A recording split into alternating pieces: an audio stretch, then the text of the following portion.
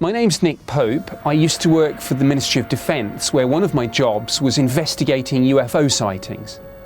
What I'm going to do now is look at 4 videos that have captured the public imagination over the last few years. I'm going to go through them, evaluate them, and then talk about the UFO phenomenon more generally. UFO over London, of course, it gets everyone's attention. The slightly suspicious thing, though, is it's a part of London where it just so happens that a large number of film companies and visual effects companies are based, and some of the people do look a little bit self-satisfied, so I suspect this is a CGI hoax and that someone is showcasing their skills.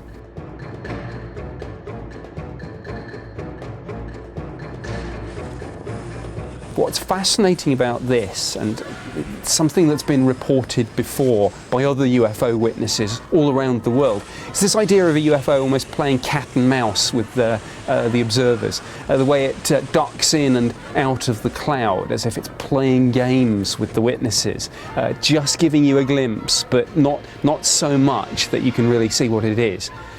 Now, does that mean that there's an intelligence behind these UFOs, or is the real intelligence really someone who maybe made this on a computer? With all these videos, unless you can get access to the witnesses, unless you can ask the Air Force if something was tracked on radar, it's almost impossible to tell.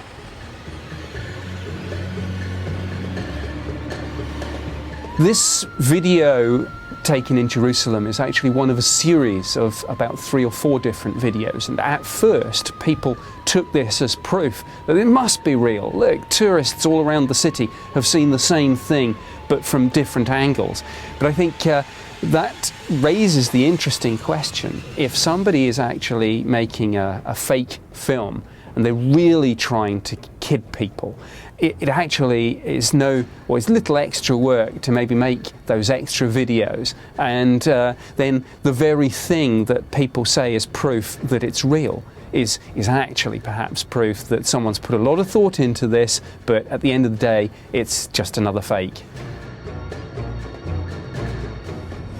This sort of UFO, this large triangular shape, is a shape that's been reported all around the world in the last 10 or 20 years. I think the problem with a video like that is that you could say, well, come on, if something obviously that big really had been hovering over Red Square in daylight, there would be tens of thousands of witnesses, it would be tracked on radar, the Air Force would have scrambled jets and maybe opened fire on the thing. And so far as I'm aware, none of that happened. So, as ever, it's an interesting piece of footage, but there are some question marks over it too.